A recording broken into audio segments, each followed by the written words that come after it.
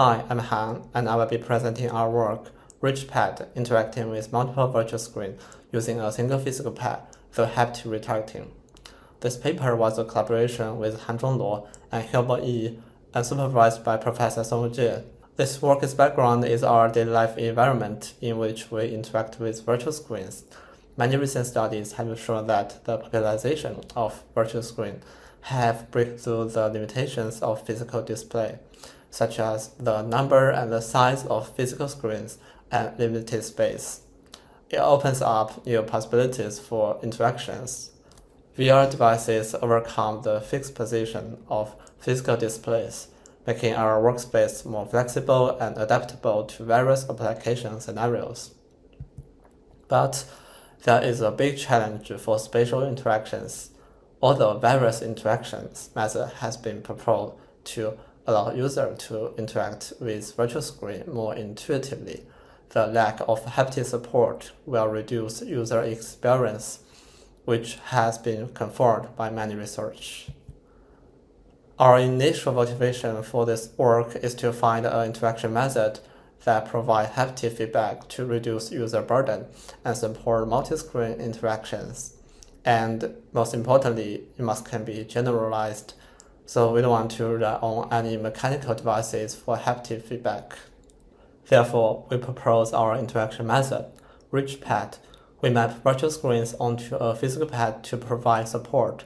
It can be just a regular plastic board that can be found anywhere in life.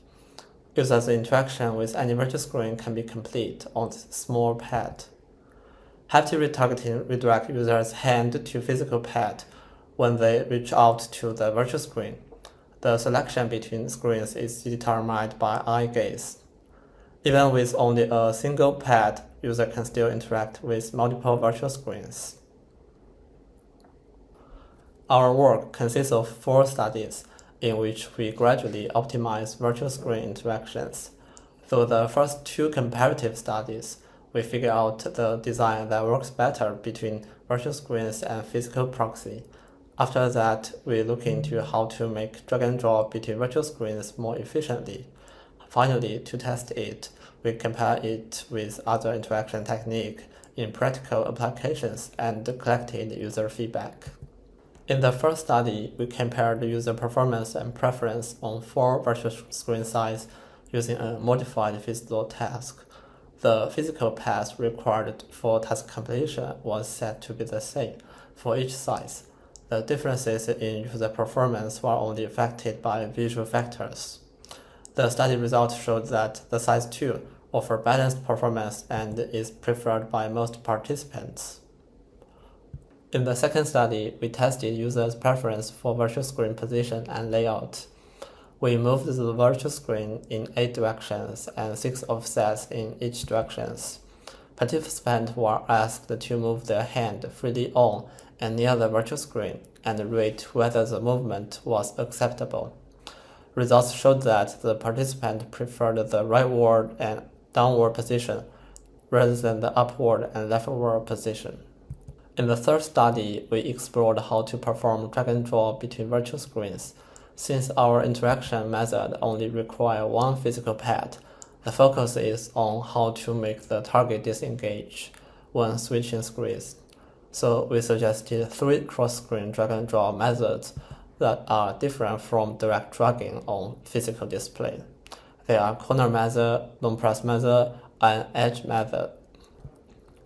With the corner method, user can drag the object to the top left corner of the screen to disengage it. Once the object switches to the disengaged state, the user can lift their hand off the physical pad to remove it from the screen. Then, the user switches to the new screen and places the object on the new screen. In the long press method, the user switches to the object to the disengaged state by long pressing it. The user can then place the object on the new screen like other methods. The edge method and the corner method are similar. The user dragged the object to the edge of the screen, and it became a disengaged state. We compared the 3 methods in the drag and drop task. The results show that the edge method has a more balanced performance. In the last study, we set up 2 application scenarios. via drawing and the club. We compared our method with controller and media interactions.